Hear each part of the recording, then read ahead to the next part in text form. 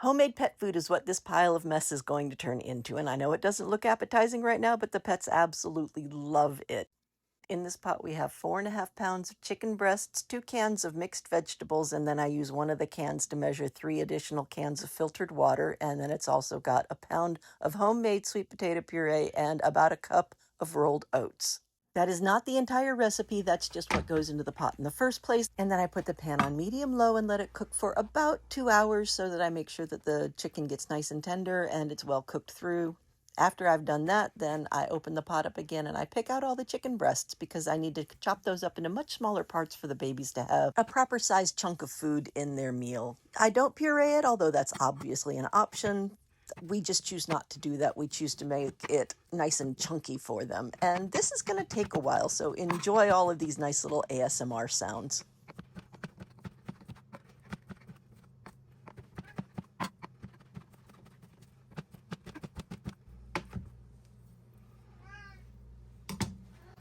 I know.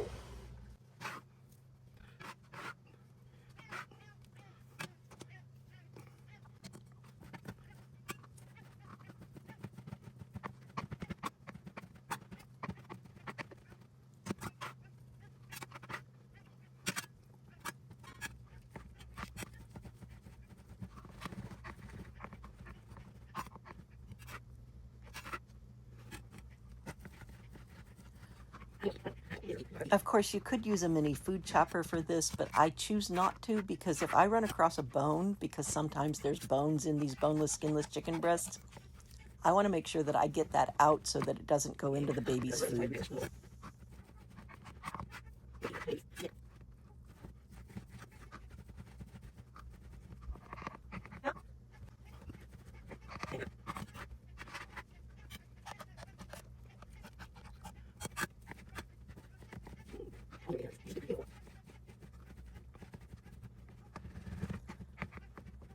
There is a step coming up where I do heat it to 165 degrees to make sure that everything is all well and truly dead as far as little bugaboos that might be in there. So even if the pot doesn't quite get up to that temperature in the initial cook, it will be cooked to that temperature before it gets put in the refrigerator or freezer for storage. It's so rough for you, isn't it? Say, yes, Mommy, my life is so rough. So rough. Absolutely everything in there is human grade food, so you could eat this if you wanted to, but I will say that since it's only got a little bit of salt in it, it'll taste terrible. I don't know what that was that I fished out, but I didn't want it in the baby's food.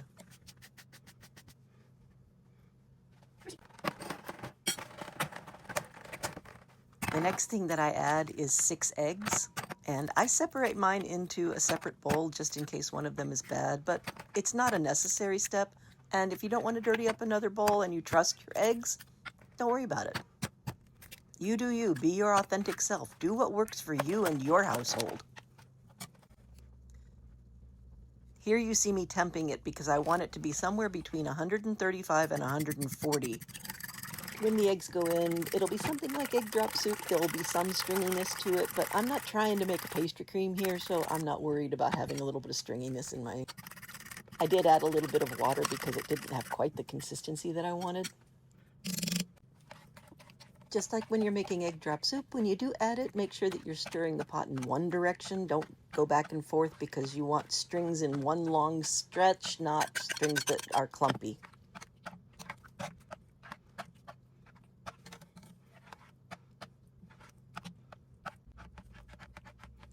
And I'm going to continue to stir and heat this until it registers 165 degrees. This is the step where I said I was going to make sure that there were no bugaboos in it.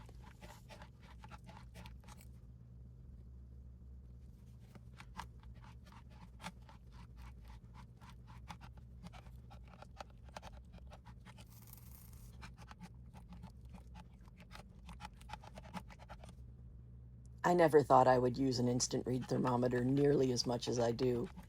I don't know how I survived without it before.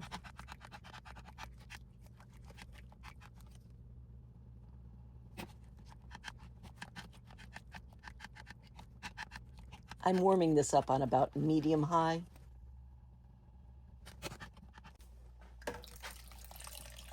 Then I add enough water to bring it up to 6 quarts because I do want to make 6 quarts of pet food. But now that I've added extra water, the thickness is going to be off. So I sprinkle in more oats on top just to cover the top of this, and that will thicken up the excess water that I just added to make sure that I get 6 quarts of pet food out of this.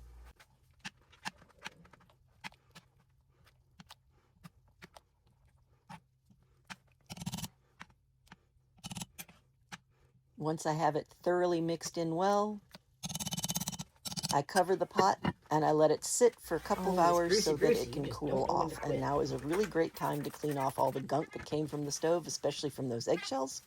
So that's what I do.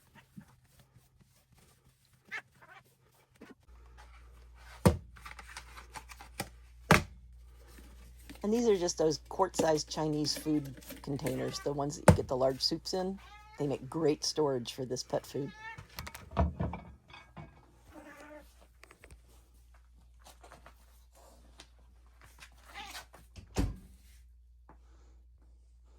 I know, baby. I know, baby bear. She just doesn't know when to quit. You give her all the chances in the world to knock it off, and she just doesn't know when to quit. I know. I know. And there's Mama Bear looking at it like, leave me out of this. As always, separate sharp items from the rest of the sink. Once it has cooled down to a handleable temperature, it's still a little hot. That's why I'm trying to get these out of my hands really quickly. But once it's handleable, just scoop it out. And this is a 6-quart Dutch oven, so I get 6 quarts of pet food out of this. It really does come out with an awesome consistency between the eggs doing their thickening job and the oats picking up the slack. And what I really like about doing it with eggs and oats is I don't have to add flour or cornstarch to make it thick. Hey, I know, she's such a pest. I know. And I'm just gonna finish spooning this all up. There is a pretty loud crash coming up in the video, so be prepared for that. Whoop! What was that? They were fighting, and then she decided to smack her, and then they freaked. Oh, so Mama Bear smacked Goldilocks and scared everybody. Oh, now Mama Bear's angry at Baby Bear. Mama Bear?